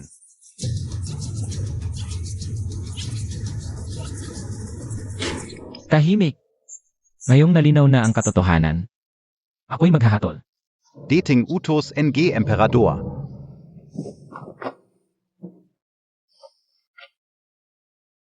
Agad na tinatawag ng emperador si Prinsip Chiao Chenzi ng Duanwang upang pumunta sa palasyo ng walang pagkaantala. Tatanggapin ko po ang utos. Ako'y inosente. Nadaya rin ako ng negosyanteng iyon, alam ko lamang na ang kanyang inalay ay isang mahalagang perlas, ngunit sino ang nakakaalam na ito'y may dugo ng tao. Ako'y nagkamali sa pagtingin, isang malaking pagkakamali. Isang prinsip na walang pakialam sa buhay ng tao, at nagdulot ng malaking gulo. Paano kita ipagtatanggol? Ako'y nagkamali, pakiusap. Bigyan niyo po ako ng isa pang pagkakataon. Ngayon ay nag-aalab ang galit ng mga tao. Hindi ito maaring baliwalain. Ako'y tunay na nagkamali, Ama, simula ngayon. Ang Heshao ay babalik sa pamahalaan. At hindi ka na makikialam, Ama, iyon ay ang una kong. Tagumpay sa politika. Huwag na kayong magsalita. Tingnan mo ang iyong sarili ngayon. May natitira ka bang kahit kaunting dignidad bilang prinsip? Mag-isip ka ng 3 buwan. At huwag lalabas ng bahay ng walang pahintulo. Ang mga salaping ito ay sapat para sa inyong mag-ama upang umuwi at manirahan. Salamat sa inyong kabutihan, prinsip at prinsesa. Tumayo ka. Mag-ingat kayo sa daan.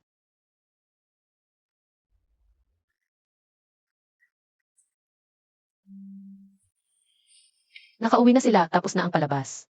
Mayroon pa bang hindi mo sinasabi sa akin, prinsipe? Ano ang ibig mong sabihin? Alam mo sa iyong sarili. Ang babaeng maninipis ng perlas ay peke. Oh.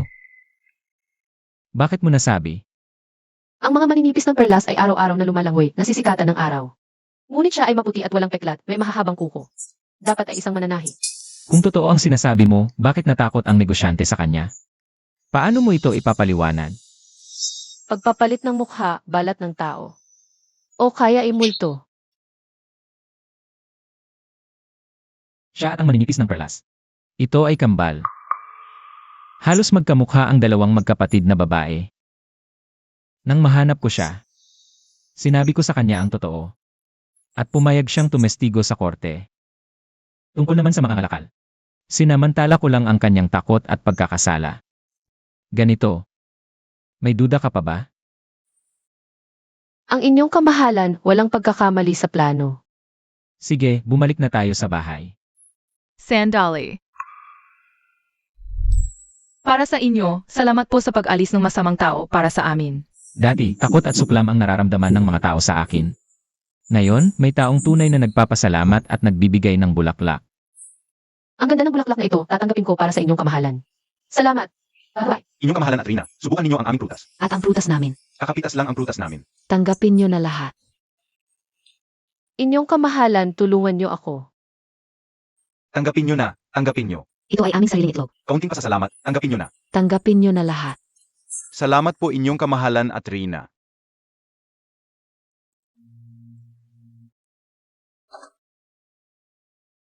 Ito ay alak. Wow, ang bango. Ang sarap at presko. Presko. Yikset, tikman mo. Sandali, hahanap ako ng baso. Ano? Ayaw mo ba ng alak ko dahil madumi ito?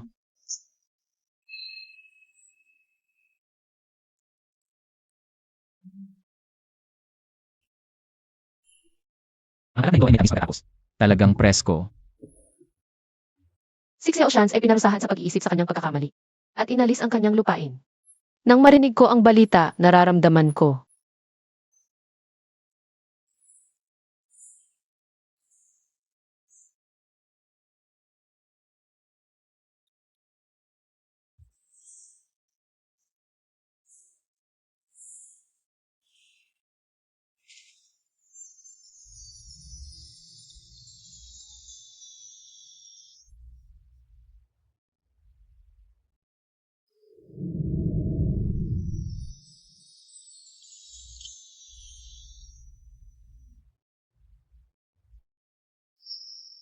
Ikaw, napakagaling mo. Hindi ako nagkamali. Sa pagpili sa iyo. Pili, Aynan, lumapit ka sa akin. May layunin ka. mula pa sa simula. Para sa iyo ako. Nakaupo sa mataas na trono, namamahala sa buong mundo. Kagabi, napaka-aktibo mo. Ngayon ay parang walang nangyari. Ano ba talaga ang nasa isip niya? Baka sinasadya niya akong lokohin.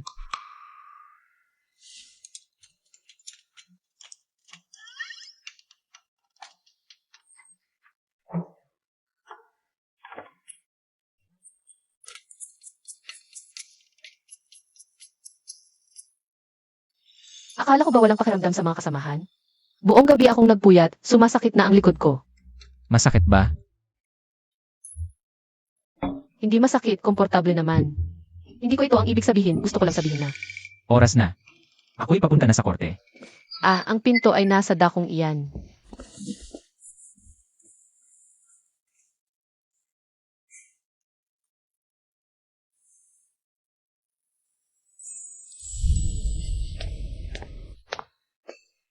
Kagalang-galang, ang mag-asawang prinsip at prinsesa kahapon ay tinanggap ang mga regalo ng mga tao sa kalye. Sinasabi nilang sila ay mabubuting pinuno.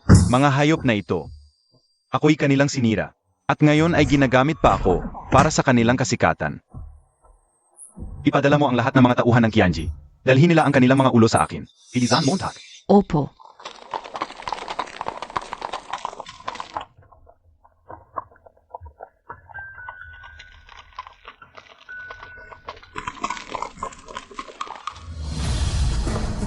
Ingat po kayo, Panginoon.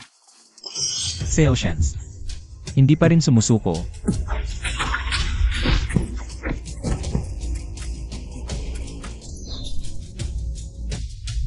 Xiao Jingyi, ano ang magagawa mo kung patayin mo ako? Hindi namin inisip na mabubuhay pa kami pabalik. Ang tunay na target ng aming Panginoon ay hindi ikaw. Pagkaabalahan ka lang, ay sapat na. Tikman mo rin ang pakiramdam ng pagkawala. Prinsip, Yongxi. Xiao Jingyi, ibaba mo ang armas mo. Sumuko ka, o ipapadala ko ang iyong prinsesa sa kabilang buhay. prinsipe, huwag mo akong intindihin, umalis ka na. Tumahimik ka. Wala akong oras para sa drama nyo. Xiao Yingyi, gagawin Montag PA o hindi?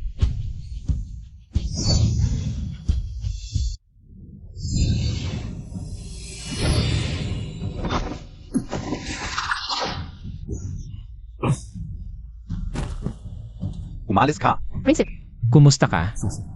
Nasaktan ka ba? Huwag kang matakot, okay na. Nandito ako. prinsip, nasaktan ka ba?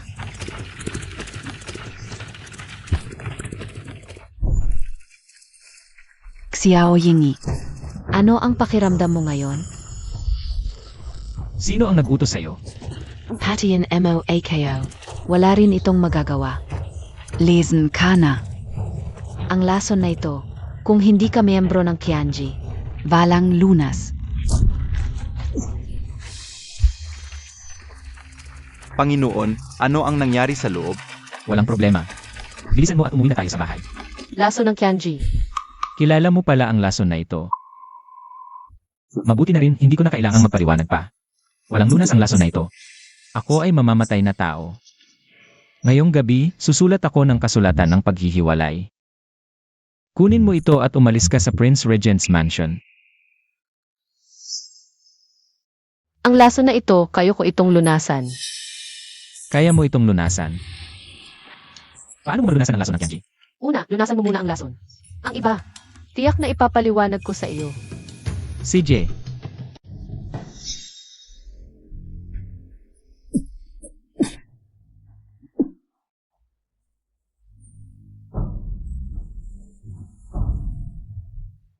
Kaya mo talagang lunasan ang lason ng Kianji. Sa ganitong sitwasyon, kung itatago ko pa, lalong magkakaroon ng mga butas ang kwento, Prince.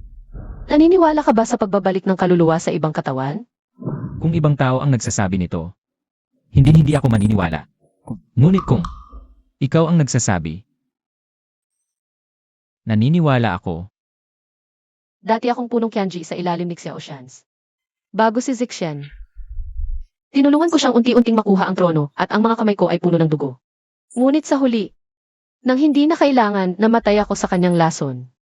Nang muling imulat ang mga mata, ako na si Jiang Yunxi. May awa ang langit, binigyan ka ng pangalawang buhay at binigyan din ako ng pagkakataon na makilala ka. Kung ganito ang gusto ni Xiao Shans na mamatay ako, susundin ko na lamang ang kanyang kagustuhan. Prince, gusto mong gamitin ang plano laban sa kanila at palabasin ang ahas.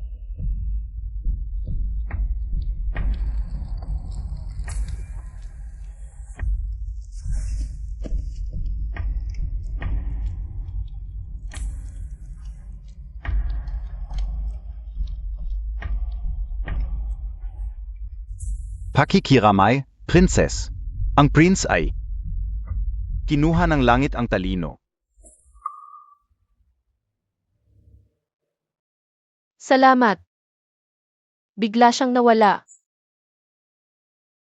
Hindi ko man lang siya nakita sa huling sandali.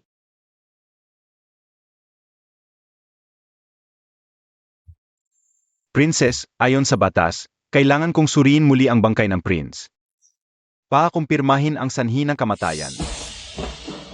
Patay na ang prince, wag na ninyo siyang gambalain pa. Prince, isama mo na rin ako. Ano ang gagawin ko nang wala ka, Prince? Pakikiramay, Princess. Congratulations, Master. Nakita ka mismo. Nakatayo na ang lamay sa Prince Regent's Mansion. Malakas ang iyak ni Jiang Yunxi. Hindi ito peke. Tiyak na patay na si Xiao Jingyi. Mabuti. Kahit gaano pa siya kagaling, namatay pa rin siya. Sa lihim na lason ng Kianji na aking ginawa. Ang mahal na hari, ano ang susunod nating gagawin? Dumating na ang tamang panahon, sumama ka sa akin sa palasyo. Pagkatapos ng gabing ito, ako ay magiging emperador, at ikaw ay magiging isang mahal na tao. Malapit na itong mangyari. Opo, ang mahal na hari ay talagang matalino. Ama, sa loob ng 3 buwan na pagkakulong, araw-gabi akong nag-iisip. Nakikiusap ako sa inyo, bigyan ninyo ako ng isa pang pagkakataon. Ako ay magbabago na at susunod sa inyong mga utos. Zir, ikaw ay nagising na sa katotohanan, labis ang aking kasiyahan. Halika, lumapit ka, hayaan mong masdan kita ng mabuti. Ama, naghanap ako ng mga dalubhasang manggagamot para sa inyo, ito ay espesyal na ginawa. Gamot na pampalakas, pagkatapos inumin, magiging malakas ang katawan, at magpapahaba ng buhay. Zir, ikaw ay talagang maalaga. Ama, ako mismo ang susubok ng gamot na ito bilang pagpapakita ng aking pagmamahal. Hindi na kailangan, tiwala ako sa iyo, ibigay mo na lang sa akin.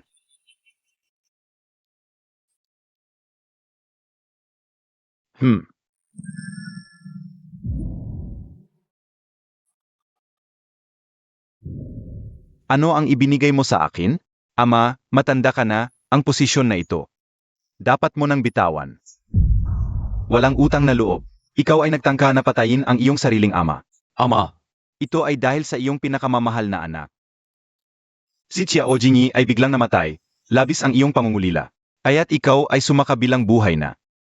Dapat ko na sanang pinatay ka noon pa.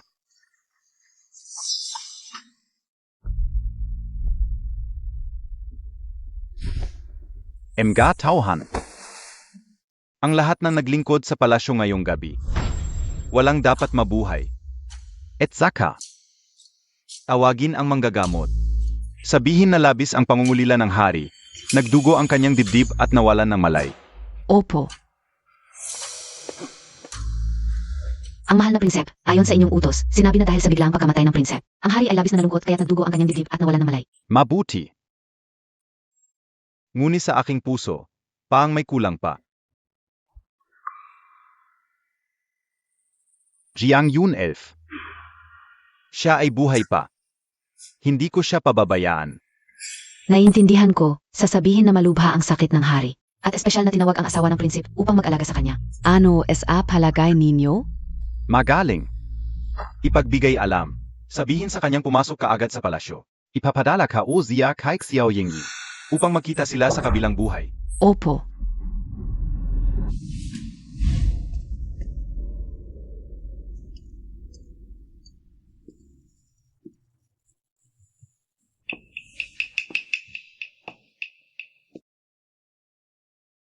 Ang hari ay malubha ang sakit, kailangan niya ng katahimikan. Ang mahal na prinsipe, bakit kayo pumasok ng palasyo na may dalang espada? Malungkot siyang mag-isa sa kabilang buhay.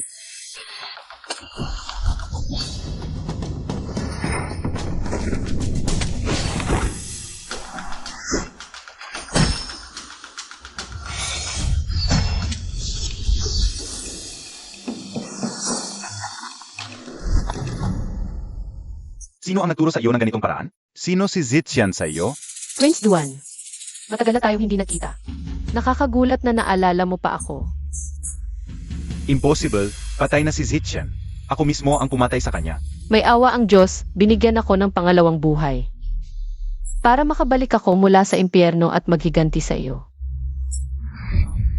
Kahit sino ka pa, Jixian, o kaya si Jiang Yunef. Kung nakapatay ako sa iyo noon, kaya ko ulit ngayon. Ngayon, hindi na kita pababayaan. Ngayon, hindi na ako magpapabaya.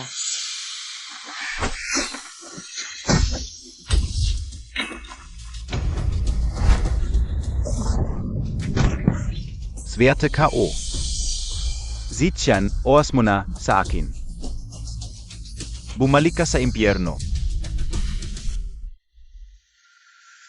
Sayaw, Shans. Makinig ka.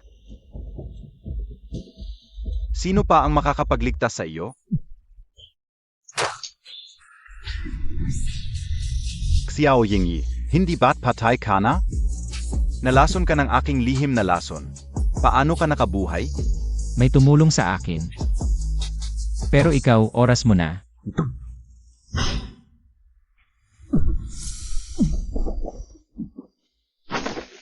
Gusto mo akong patayin? Hindi madali, lumayas ka.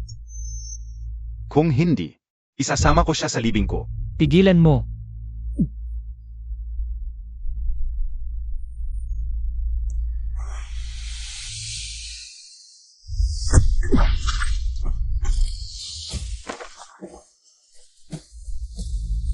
Ayos ka lang. bakit? Isang hakbang na lang, isa pa. Bakit ka nanalo? Bakit? Akala mo ba pag pinatay mo ako? At lasonan ng matandang ito, makakaya mo na ang lahat. Ang lihim na laso na iyon. Kaya ko ring lunasan. Nagkamali ako. May nakakabalik pala talaga. Ang pagpapanggap kong patay ay bahagi ng plano. Para maging kampante ka at ang paglason mo sa matandang emperador. Ito ang landas na pinili mo. Seotians. Mula pa lang sa simula, talo ka na.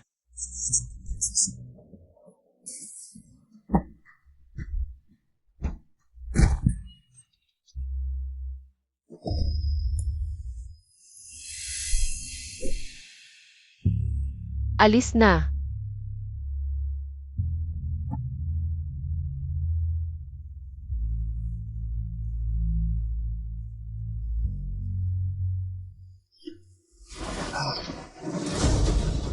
Hindi rin kayo mabubuhay.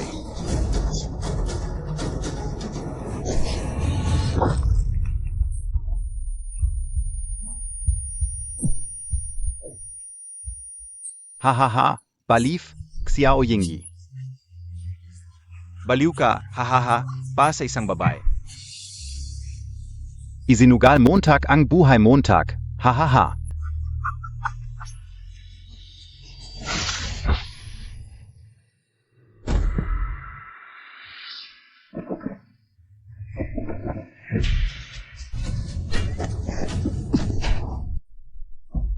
Huwag.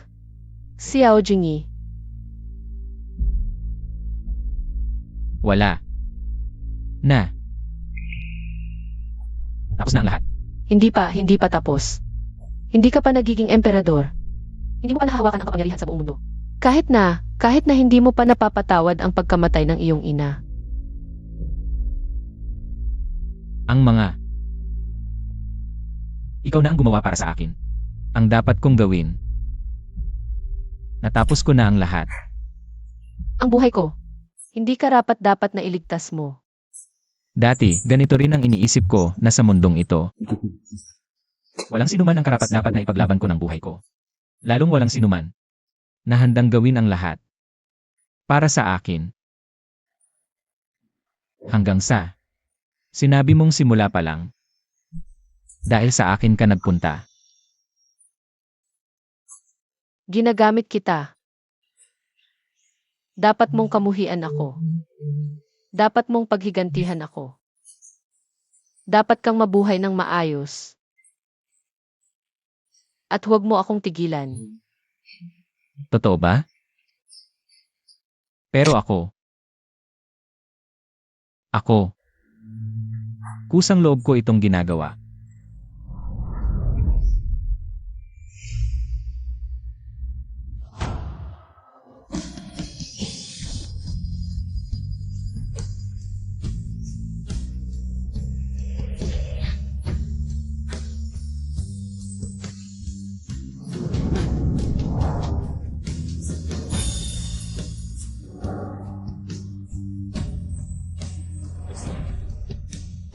Patay na. Wala na akong anak, ang kaharian ay akin pa rin. Hahaha. Mga tauhan. Maghanap kayo ng ilang magagandang babae. Gagawa ako ng mas maraming prinsip. Hahaha. Akala mo makakatakas ka. Ha. Ikaw lang, isang babae. Kayang patayin ako. Palagi mong itinuring si Jingyi bilang isang salot na pumatay sa iyong ina. Pero ang totoo, ikaw ang pumatay kay Reyna Lan. Para lang mapanatili ang iyong kapangyarihan. Tapos ginamit mo ang kanyang pagsisisi para maging panggiling sa mga prinsipe. Dahil lang dito, hindi kita hahayaang mabuhay. Mali ako. Mali ako. Pakiusap, patawarin mo ako. Kahit ano ang gusto mo, ibibigay ko sa iyo. Kahit ang kaharian at ang trono, ibibigay ko sa iyo. Basta, iwanan mo lang ang buhay kong ito. Patay na si Jingyi ang kayamanan at karangalan. Para sa akin ay walang halaga. At ang tama at mali wala na akong pakialam. Pakiusap, patawarin mo ako. Palayin mo ako. Mula ngayon, ikaw ay magiging kaluluwang nag-iisa sa templo ng paghahanap ng crane. Nais kong sa bawat buhay at araw, ikaw ay magsisisi. Magdusa ng labis.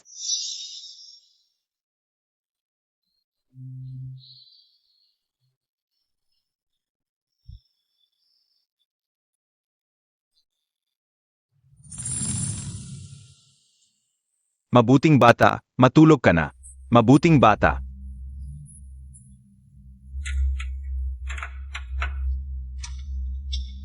Naku, dumating ka na. Ang gamot na iyon ay hindi nila pinapainom. Sila ang may balak na manakit. Hindi ako ang may kasalanan. Huwag mo akong sisihin. Walang kinalaman sa akin ito. Zeno? Zeno kayo? Lumuhod. Ako ang emperador. Naniniwala ka ba? Papatayin ko kayo isa-isa kasama ang inyong siyam na angkan.